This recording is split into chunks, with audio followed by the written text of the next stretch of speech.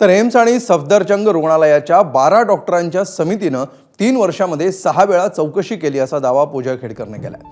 मात्र या दाव्यामध्ये कोणतंही तथ्य नसल्याचं आरटीआय कार्यकर्ते विजय कुंभार यांनी म्हटलंय।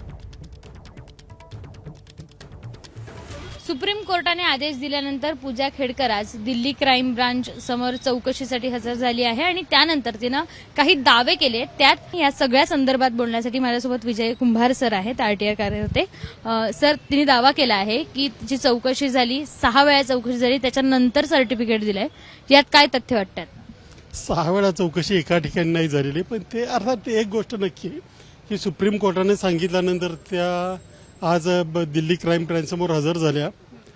पहिली गोष्ट म्हणजे त्यांनी जे काही दावे केलेत त्याच्यामध्ये काहीही अर्थ नाही। आता मात्र ही चौकशी झाल्यानंतर कदाचित पोलिसांनी असं सांगितलं की या प्रश्नांनी ते उत्तर देत नाहीत आणि इन्व्हेस्टिगेशनला मदत करत नाहीत तर त्यांचं अटक होऊ शकते आणि त्यांचं पुढचं इंट्रोगेशन होऊ शकतं। 12 जणांचं जे डॉक्टरांचं पॅनल होतं त्यांनी तिची 3 वर्ष चौकशी केली असा दावा केलाय।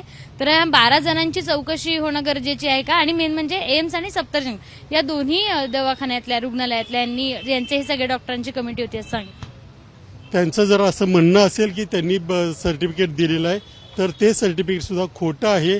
त्या संदर्भात जर अधिकार आता माझ्या माहितीप्रमाणे डॉक्टरांनी असं काही सर्टिफिकेट दिल्याचं नाकारलेलं आहे, परंतु जर दिलं असेल तर त्यांचीही चौकशी झाली पाहिजे। दोन्ही जी रुग्णालय आहे ती नामवंत रुग्णालय आहे आणि ते काय असं खोटं वगैरे सर्टिफिकेट देऊ शकत नाही, त्यामुळे माझं सर्टिफिकेट खरं। आता IAS होण्यासाठी जर पूजा खेडकर खोटे नावं करत असेल तर बाकीचे लोक करत नसतील असं कशाच्या आधारावर म्हणायचं?